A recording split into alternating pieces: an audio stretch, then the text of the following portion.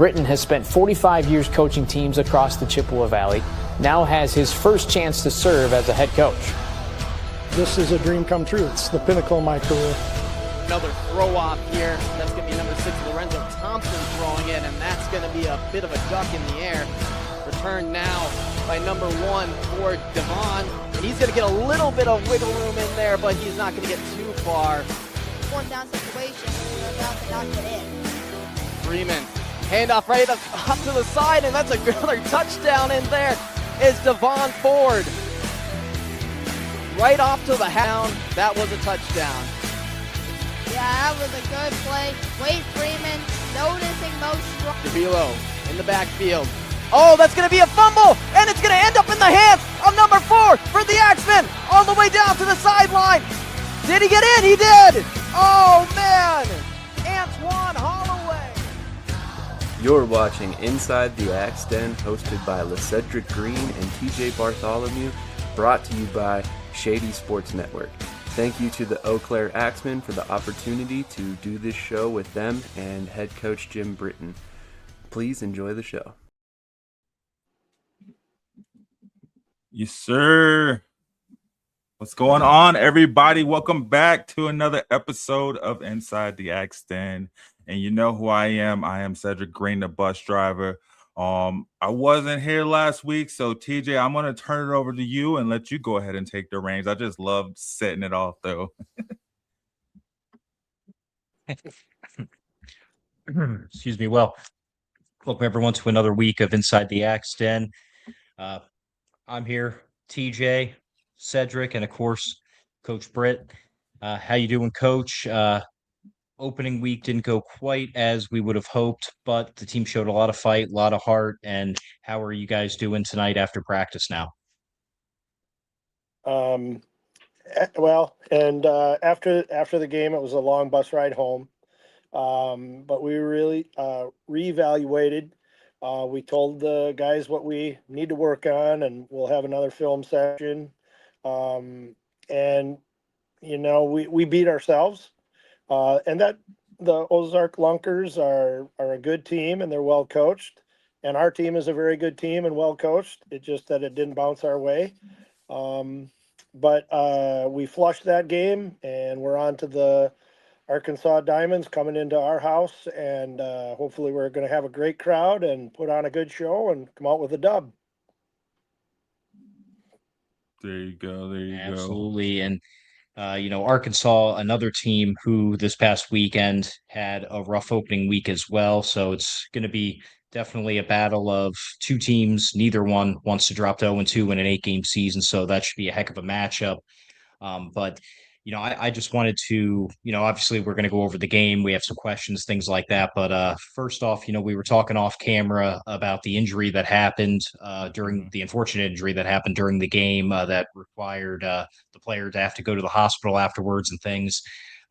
You were able to say that you have some updates for any fans watching. Yes. Been in constant contact with his wife, whether it be by phone call. Mostly it's text. Matthew's dad talked to me today because there's some logistical things and insurance type things that have to be taken care of. And a social worker called today as well. And that's really not my expertise. So I had to defer to our team president, Dr. Michael Kubin, and also to Mr. Jeff Holmes, the owner of the league and our owner. And so what happened with Matthew could have happened to anybody. He just happens to be a big cog in our wheel. And just a great person, first and foremost, great character, great leader. And he got hit and dislocated his kneecap. And so taken out on a stretcher, went to the hospital. He's at the Cox medical facility, and they have all kinds of medical facilities there, Mercy Hospital, etc. But he went to Cox Health, and so after the game, we went to the hospital to give him some belongings. And when I got up to the 9th floor, he had just gotten out of surgery and was wheeled in to his room. And the nurses and things were in there, and they said, "Well, your coach is outside is it okay if he comes in? He goes, yeah, get him in here. So I was able to see him. He was still kind of, under the anesthesia, but he cried and I cried because there's such an emotional connection that a coach, no matter if you're head coach or assistant, it doesn't matter. You have a connection with those players, and our three pillars again are faith, and family and love. And so when I got in there, Matt obviously was very emotional and said, "Hey, I was going to be Superman. I told you I was going to be Superman." And I said, "Well, sometimes Superman gets bit by kryptonite, and it's going to be okay." And we said our things that we needed to say, and I said, "Well, I've got the whole team. We got to get back because we got a 10-12 hour drive, but I wanted to make sure you were okay." A couple other players came up quick just to say hi. And then we loaded the bus back. And so Matt had a rod, as far as I understand it, ended up going back into the ER to set it because they couldn't do it normally and it would have been too painful. So then he went to ER and then they put a rod in, as I understand it. And then he had a traction bar from the shin and then one up at the middle of his thigh. And hopefully that's going to be removed Thursday, Friday, or Saturday. And then depending on what happens and how he's able to handle that, then he'll travel back to the Twin Cities area where he lives with his wife. His wife drove down overnight. So our team put his wife and her best friend up in a hotel so they can be there with him. And then how insurance works or whatever that is, the owner of the Ozarks Lunkers is a fantastic individual, great guy. He and I talked a lot before the game and then after, and he went over to actually see him in person and a couple of his personnel. And Matt's dad talked to me this morning and said, depending on insurance or whatever, if that doesn't cover it, the owner of the Ozarks Lunkers will make sure that his travel expenses are taken care of. And that doesn't happen very often, and they were phenomenal hosting us, and their hospitality was second to none. And it even affected the EMT personnel and before I left. And so, yeah, out of a bad situation, there's a lot of good in the world, and I saw that Saturday. Nice. When you're in a moment dealing with an injury like that, right? Yep. What really takes priority? Is it, the injury, or is it thinking, next man up, or are you going through your mind thinking the players you're bringing for a replacement? What was going through your mind at that moment? Players for replacement per se, getting someone in. We did that as of yesterday when we had yesterday on our long bus ride back. So you're in that mode, but at the moment, Matt was in excruciating pain and just said, "I love you, coach. I love you, coach," as he's putting on a gurney. And there is that special bond. Again, like I said earlier, between any coach and their players, doesn't matter what title you have. And so wanting him to get checked out because we knew it was pretty serious and it was up along the dasher board besides. So to get him, to get him there and get him to the hospital was our utmost concern.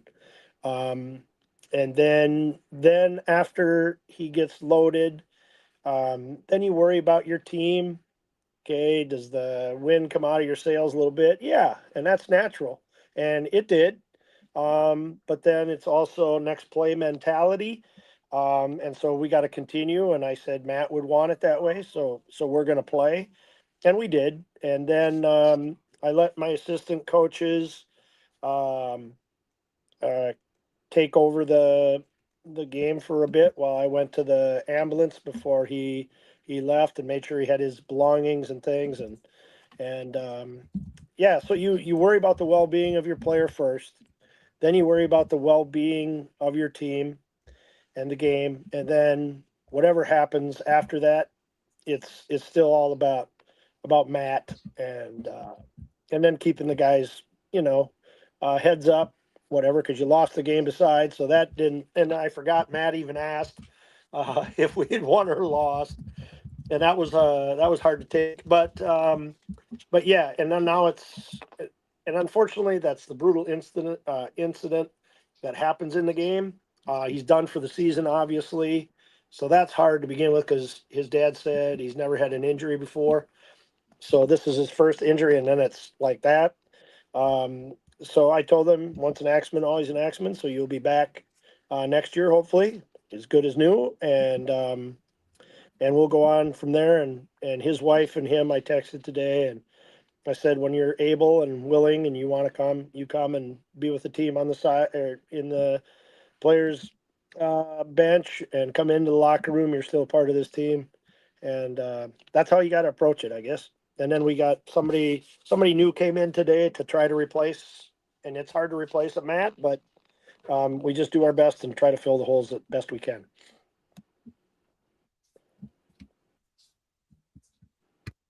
Yeah, and that's this is the part of the game that unfortunately does happen, but obviously as coaches, fans, everyone watching the game, we don't want to see it, but again, unfortunately, it does happen sometimes. But it's good to hear the good updates, definitely for him, and look forward to seeing him on the sideline in one of the game broadcasts as well. Once he heals up a little Yeah. bit. Yeah, it's going to be some rehab and obviously a long rehab. I don't know how long that'll be, but I would suspect, a good 6 months probably. And then he'll have up until, next February or March when we have tryouts again, and he'll come back strong as ever, hopefully. Unless he decides he doesn't want to play anymore, and that's totally fine too, because he does coach in the cities, and he's such a good kid and great attitude and just a natural born leader. So when you lose those pieces of the chess piece or a piece of the puzzle, you just got to try to find the right pieces or the right people to fill those holes. But I'm sure we will. We brought this kid in today and he looked good, so we'll see.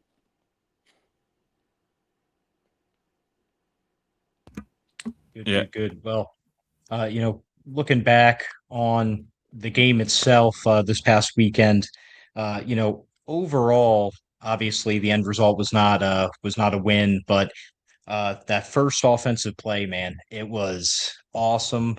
Just an instant touchdown pass.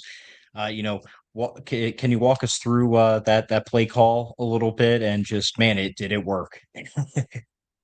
Yeah.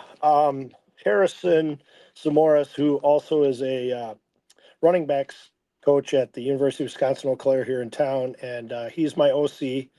And and I think I told you before, and I've told people in the newspaper and other interviews that he's just a really smart guy.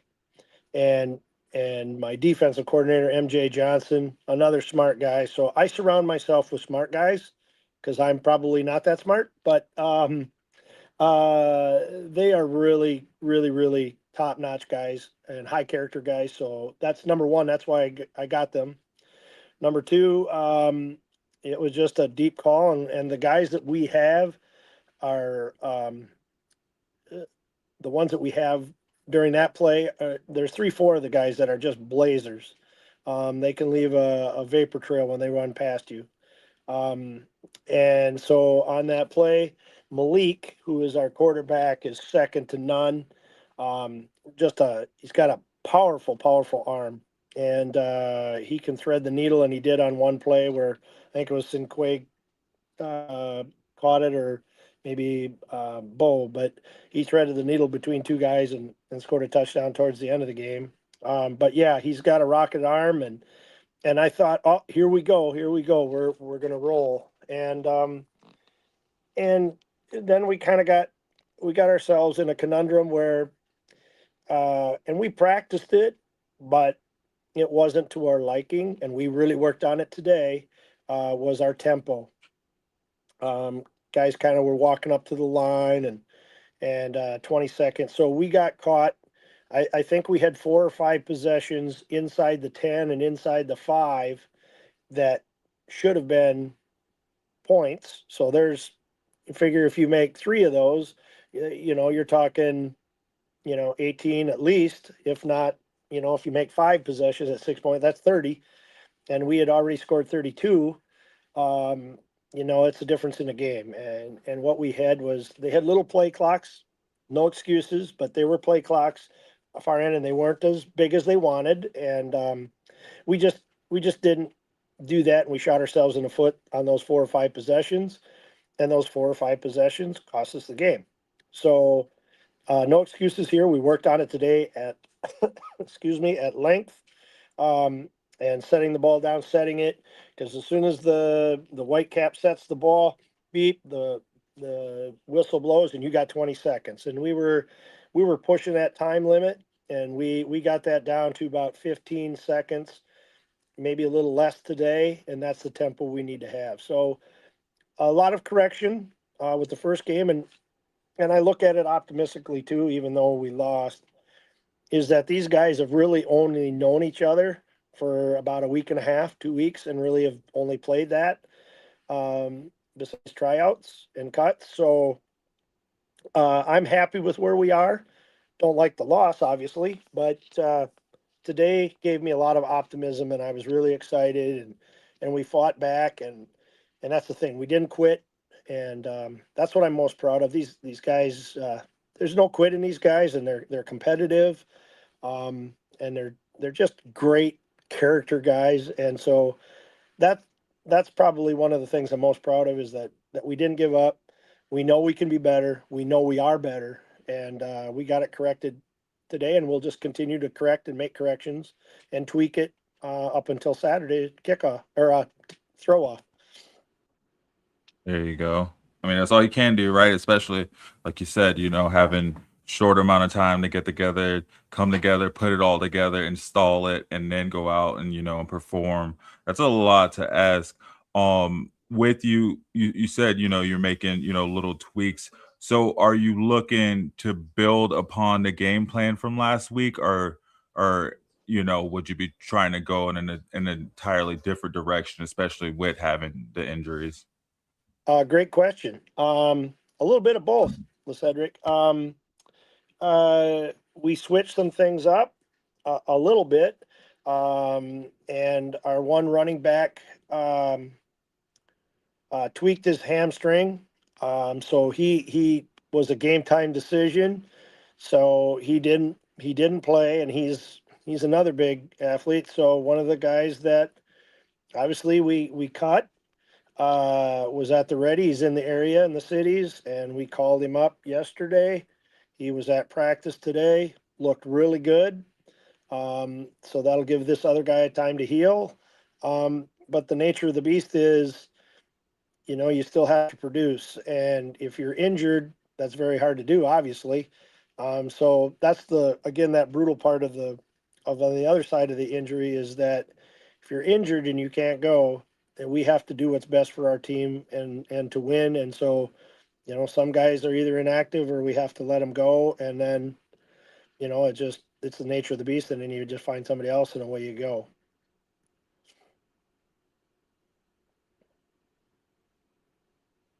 Now, just recapping the game a little bit today to myself, it was really a game that didn't truly start to get away till the second half. So, I mean, again, talking about that showing hard, keeping the fight alive, it was really into the fourth quarter, and even in the fourth quarter, you guys were able to put it together a little bit, score 20 points in the quarter. Do you think that was more of finally getting those first game jitters out of the way? Yeah, I think so. A lot. I mean, on any team, no matter who you're playing, you have the rookies who have never played, and in this arena league, that is, and then you have, the guys have been around a couple years, and then you got the guys like on the back end of Willie McCaleb, guy I've coached with, and he teaches in the district, same district I do, and he's like 36, but he's in fantastic shape.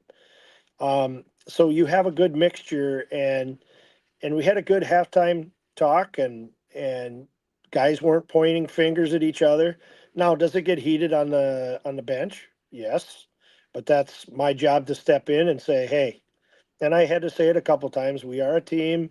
We're not pointing fingers, and it's the heat of the battle, and we get that, and the guys get that, and I made it known at the end of the game in our post game talk, and the guys understand that, and they apologize, and that's the nature of the beast too. But Harrison decided on some different plays, which is totally fine. That he's got full autonomy, and we added some new different things and wrinkles today.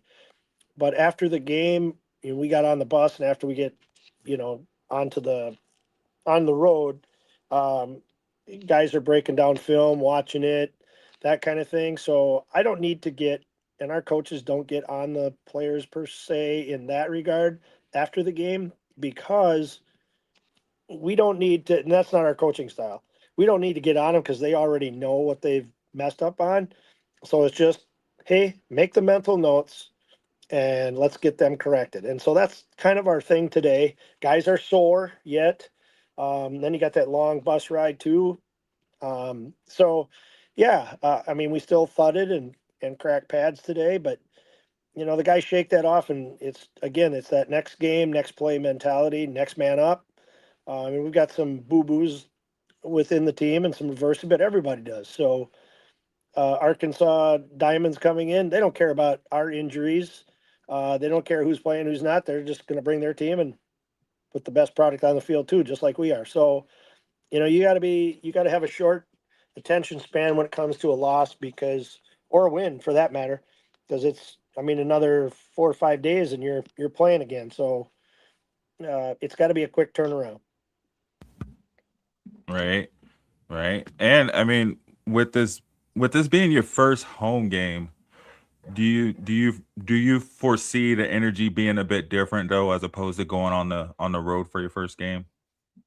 Yeah. And the place that we played it's the fairgrounds, but they never have to take down their field. And it's just it's a really kind of nice, nice little facility. But ours, our setup and takedown is crazy, because our turf is supposed to come tomorrow. So we can't practice on that. We have our field house that has turf that we practice on, but we probably, if it comes tomorrow, they get it set up. Maybe Thursday we'll be able to practice on it. We'll be able to run into the dasher boards, get acclimated to it again, and then and we have just the newest arena in the league, and it's a beautiful place to play. It gets loud. So yeah, we're expecting big things. And I secured from across the stadium from where we are, our arena. There's a bunch of businesses along, I'd probably 2 or 3 blocks long, that I secured overflow parking, and then they're going to have a tailgate party. I'm going to have food truck, and I assume music. And so, yeah, we're just super excited.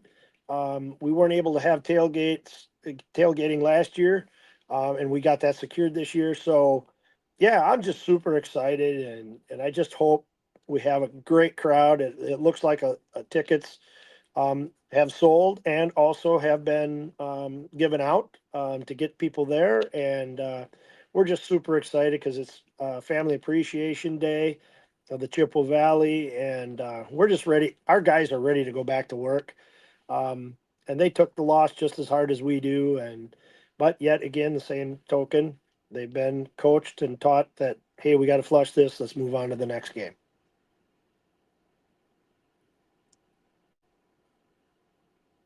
Yeah, I mean, look, post game, especially when players and coaches go as well. Man, those are fun. I remember we did that a couple times when I was with the Lehigh Valley team in the area.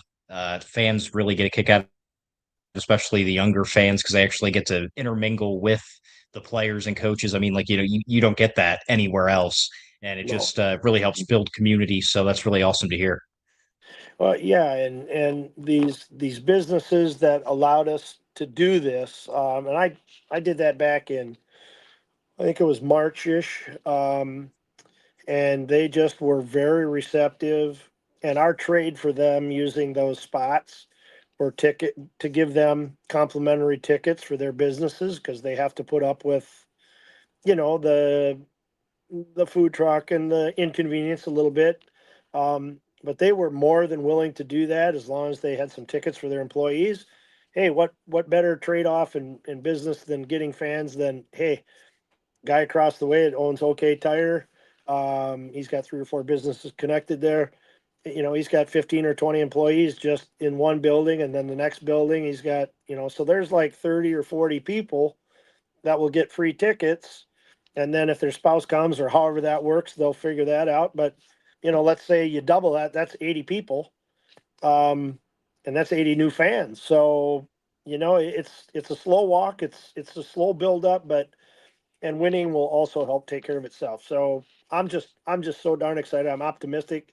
Yeah, I was sulking a little bit, and stung a little bit that I lost, and the guys felt bad that I didn't get a first win. And like I told them, hey, this is not about me. It's not about the coaches. It's about us. It's about you guys. So to get them back focused on what really the spotlight should be is on them.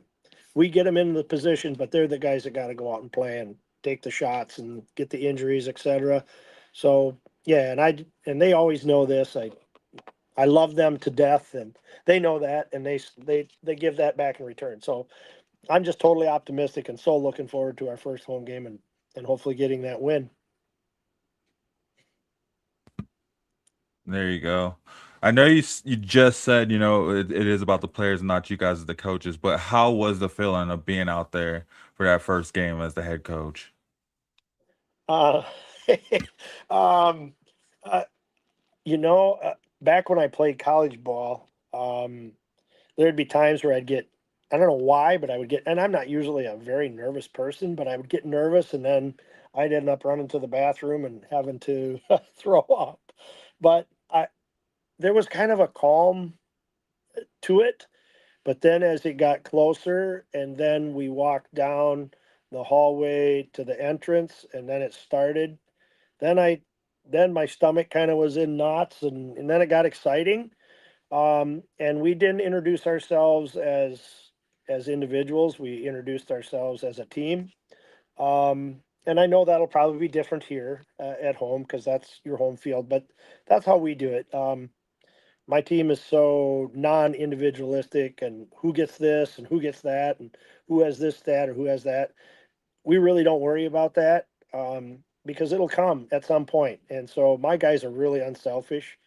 And those are the kind of players that we tried out and we wanted on this team and picked, were the guys that have great character, are great leaders, whether it's vocally or internally, doesn't matter. And they're just good character, quality guys. And yeah, guys come and go, but the core of our team, I couldn't ask for, and I've coached a lot of years, I couldn't ask for better men in that locker room.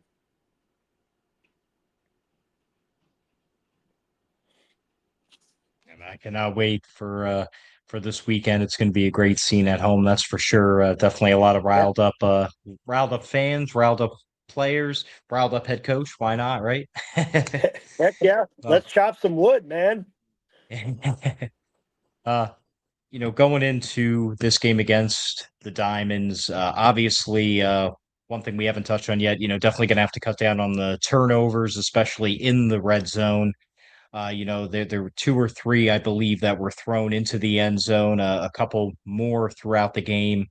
Do you attribute that to just, again, first game, really having the system in place against an opponent besides basically yourselves in practice? Or, is it maybe adjusting the play calls moving forward as well? TJ, it's a little bit of both. And Harrison had a great, he's such a great tactician. And I don't want this loss to ever be belittling. And I know you guys aren't, but the general public, I don't want people to belittle or think, oh my God, coaches, that's not the case at all. He can adjust on the fly. He's very good about that. And when you shoot yourselves in the foot and you create self-inflicted penalties, that it just you just lose your mojo, you lose your momentum, and then you turn around and they might get a quick touchdown or whatever, or you have a breakdown or miscommunication.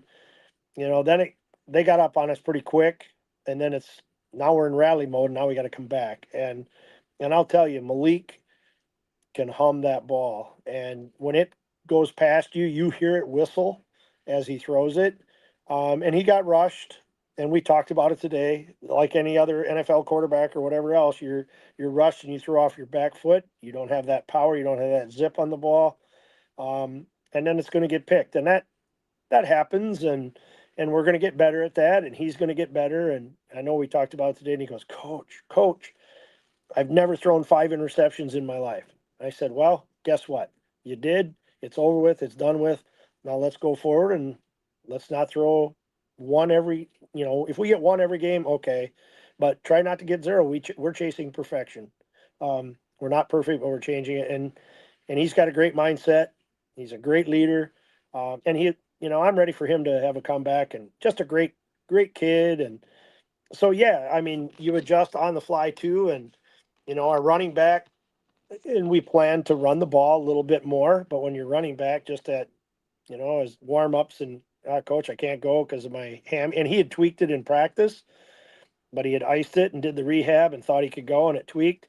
Well, that's just before the game. So now that you got to adjust your game plan. And so we were going to run the ball a little more. And I'm not going to give anything away to the Hot Springs Diamonds, but we're in a good place, and he's in a good place. So game's over and done with. Can't change it. So let's just move forward. And that's the kind of mindset he has too. So yeah, we're ready to go. There you go. That's how you gotta be, right? You gotta keep it moving,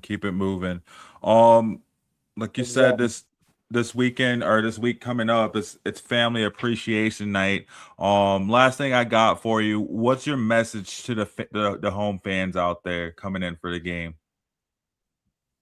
Well, doors open at 6, and get your food and get your game face on, and hopefully we just put on a good show. And I want them to be as rowdy and loud as they can be.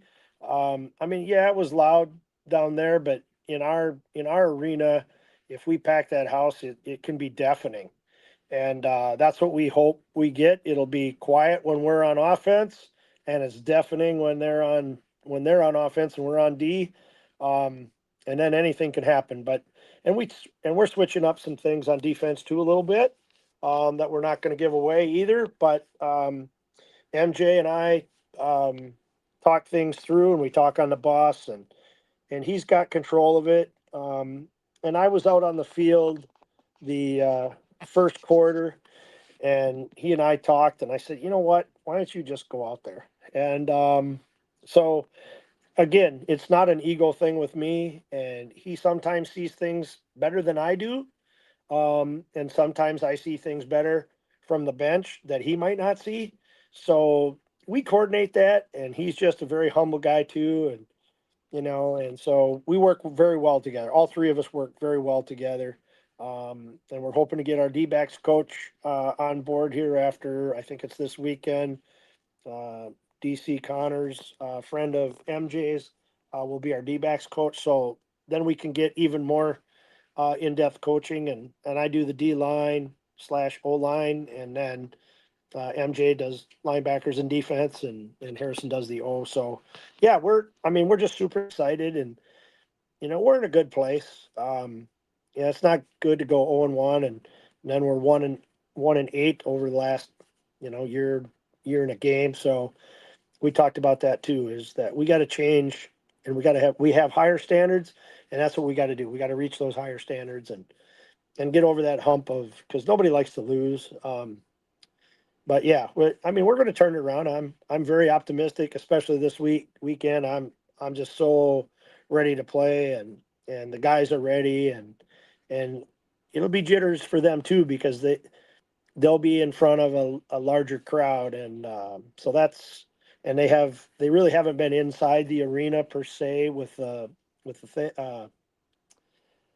turf and dasher boards down. So we'll be able to do that Thursday, hopefully, and practice in there and have music and just have a good time.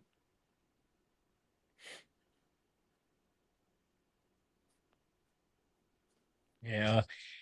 One thing I did want to ask about, because I caught it during the game, but at the same time, it was kind of like what I don't think I believe the announcers were even a little kind of confused on what was happening. There was a bench warning or penalty in the game. What exactly Yeah. happened with that? Okay. Okay. And I never want to accuse another coach, because the coach and I met and we talked probably 15 minutes or so before the game even started. And he's a really quality guy too. But towards the end of the game, our receiver, Josh Murray, was going on a go route and was looking up at the ball. And one of their guys left his feet and with the crown of the helmet hit him right on the right side of his jaw. And then the game was on. And there was this kid kept jaw jacking Josh and what have you. And I had to get out on the field quickly because I didn't want anything to happen to Josh or get him in trouble. Because if you get suspended for a game or kicked out, you're suspended for the next game. And Josh is a true pro's pro, and he works really hard at his craft. And it was a very unfortunate incident, and I considered it. And I'm not saying this about his coach or how they're coached. It was a target, and it was unnecessary, and it could have had a very bad outcome, especially if his mouth guard wouldn't have been in. What could have happened? Broken jaw, broken neck, whatever. It was totally uncalled for, and he was looking for the ball up in the air like I'm looking, and didn't even see the guy coming. The guy hit him in the jaw pad and underneath the jaw pad with the crown of his helmet, and knocked Josh into the dasher boards. And Josh sat there for a little bit, got up, and then this guy is kind of taunting him a little bit. And Josh obviously said his piece, and then I got out there and said, Josh, you just got to let this go. I know it sucks, but you got to let it go. Then a bunch of their players came over and said, hey, this guy, we don't do that. That's not how we're supposed to play. And there were 4 or 5 other calls that should have been called that weren't. Didn't cause us to lose. That was our own doing. But there were some calls that I think needed to be called. And I talked to our team president, who is in charge of the officials, and just said, hey, my team has a lot of class, and this was a very classless act. It was intentional. And so this guy is going to lose the next game, but I do not know what the penalty is from there. And that'll come from Michael and the league itself, because there's no place for that in the game, whether it's, high school, college, professional, there's just no place for it. And so I voiced my opinion, and that's all I can do. And my player's okay now. We talked about it tonight after practice was done, and so we're all good. It's just that it's an unfortunate incident that should never happen. And yeah, so hopefully it's dealt with, and we don't see any more of that during the year. But that's kind of what that stemmed from. And then MJ, my defense coordinator, was a little heated, and that was probably the bench warning, but I was not there to hear that because I was out on the field trying to control our guys and get them back. So yeah, it's the heat of the battle, but it was unnecessary. And so luckily they kicked him out of the game, but it wasn't the first time that happened throughout the game with the same player. So that'll end up, through the ownership to figure out what they do. And whatever they do is, that's out of my hands. But yeah, that's how we dealt with it, and that's probably what it stemmed from, TJ. And so my guys are taught to be very respectful, give everybody dignity, and I did not blame Josh, even though he was very heated. He wouldn't listen to me right away, which I get because you're heated. But afterward, he said, "Coach, I'm sorry," and so that's all I needed to hear. And I knew why he did what he did, and I didn't blame him for that. And we have a great relationship, and yeah, it just should never happen in this game, and he could be really seriously injured. So yeah, that's probably what it stemmed from, TJ.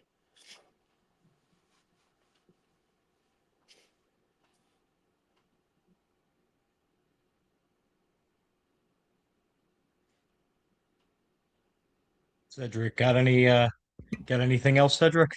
I was trying to think. I mean, I could dive. I probably got a lot more we could dive into, especially just But touching on that. if you want, if you Um, want to, go ahead. Go ahead. It depends on time for you guys. It doesn't matter to me. right. I think we'll have to save it for next week's episode. That sounds good. But no, definitely looking forward to catching a game this weekend. And looking forward to hopefully a win from you guys, right? It's time to turn it around, and I'm sending that energy out to you for sure. Thank you. Appreciate it. And I got to think of the coach now. He was out on the field and he got tackled and then he hit his head. Is it Terry Bowden? Is that one of the head coaches that played? He was on Believe the so. field. Yeah, he was on the field, and I don't know if he calls offensive. I don't know if it was offense defense, and there was either interception or whatever, and the guys collided, and he went over backwards and hit his head. His head just snapped. He went off on a stretch. He came back, but that might be another reason. Might be another reason why MJ. I was kidding him today. Might be a reason why I don't want to be on the field because I don't move as swiftly as I used to when I played college ball. So this old cat doesn't move very fast. So these guys are big and strong and fast, and that's all I'd need. Break me in half. Right. I'm good. Gosh. Yeah. And that's one thing too is, I'm humble, and I don't look for credit. So if MJ and Harrison are both humble, very kind people, and so we joke around all the time. But if Michael wants to be out there, more power to him. I don't need to be out there. I have we have our interviews and things like this that I get to talk about those guys and my players. That's all that matters to me.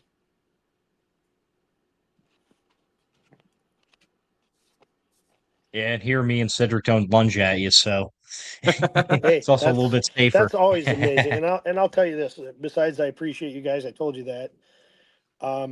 I get so stoked and so excited to be done with practice so I can do this. Hey. I've never done it before, and you two guys are fantastic. And sorry I was late today, but we had more paperwork to do, which a coach hates to do, but it's things you have to do. And the players don't like it either, but that's just the nature. But no, I look so forward to Monday nights coming to talk to you too and try to answer your questions as best I can and as honestly and truthfully as I can. And you two are great people, and I just love doing this. There you go.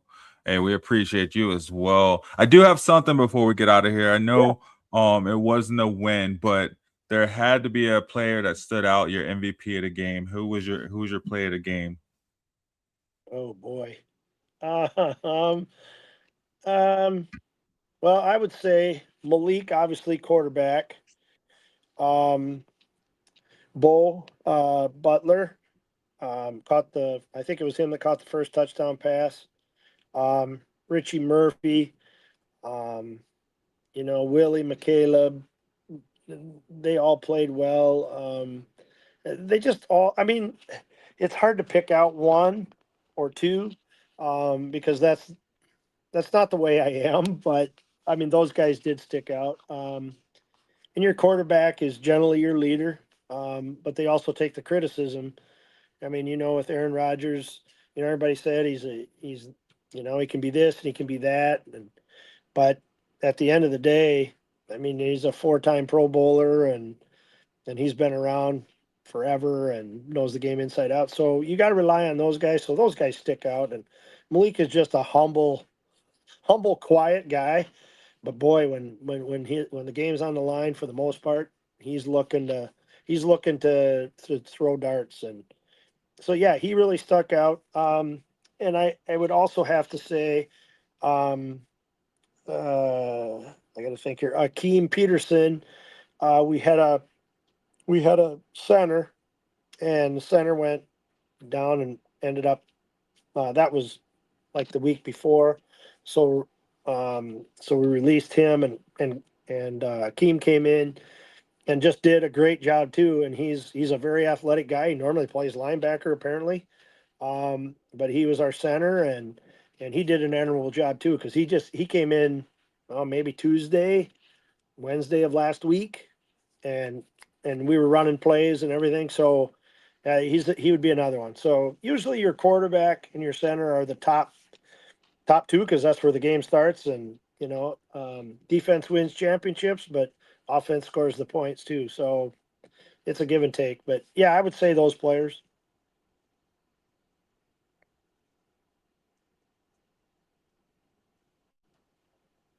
That was a good question, Cedric. Yeah, very good. That was a Yeah. yeah. Yeah, well, I mean, again, this Saturday at 7, I believe, is kickoff. 7 or 7:05, I think. I think it's 7:05, but I could be 5. mistaken. Yeah, I think it's 7:05. Yeah, this Saturday, at home, first home game of the season. Everyone who is able to get on out there, show your support, and let's cheer them on, because the Axemen are going 1-0 at home this weekend. I can feel it. Yeah, me too. And it's going to be like 87 degrees and muggy out, 72 degrees and cool inside. You can have some pizza, brats, a beverage of your choice. Yeah, it's going to be ruckus. I hope it is, and I hope we put a good show on for not only our fans but our sponsors that are there. And these kids will get some autographs and those kind of things. That's what I'm most excited for, is to see these little kids. See the players and interaction, and those guys are going to be accessible until it's time they kick us out of the arena for signing autographs. So yeah, we're excited, and hopefully next week we talk.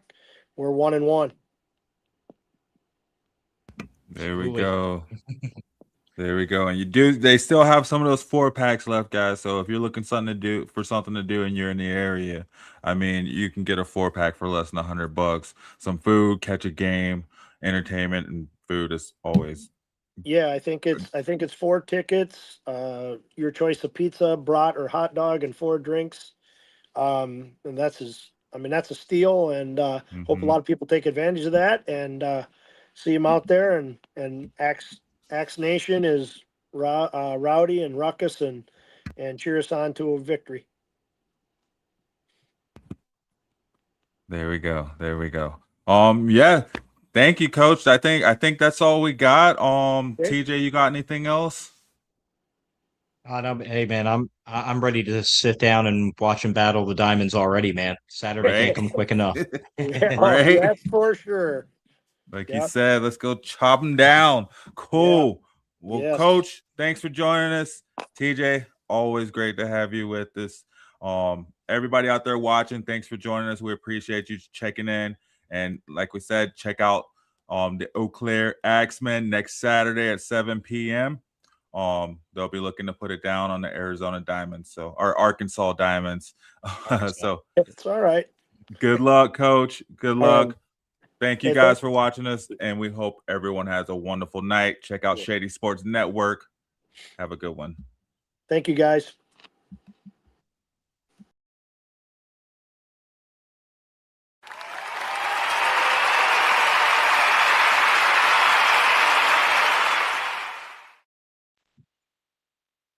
Hi, everyone. This is TJ from Shady Sports Network.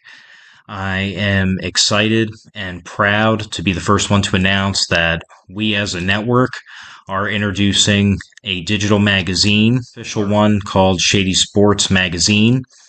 As many of you know, the bread and butter of our network is covering arena and indoor football, and that's exactly what this magazine is going to be about. It is going to be the first ever arena and indoor football central magazine, all the leagues included. You're going to also have a bunch of articles in there about past teams, going down memory lane. It's just going to be a one-stop shop for the already diehard fan. It's going to be an easy spot to get all of your info, no matter which league or however many of the leagues you may watch. And for the new fan or the casual fan, it may help you turn into a diehard fan now, because you're going to be able to get all the info super quick and easy, sent directly into your email. We will announce in the upcoming weeks when the inaugural issue is going to be released. And believe me, we will definitely keep you updated on our shows and network as a whole on how to sign up for that list to get it. Email for free every month. Thank you to the fans, and thank you for everyone watching. As always, like, follow, share, subscribe, and most important, enjoy the show and keep watching. Thank you, and see you guys later.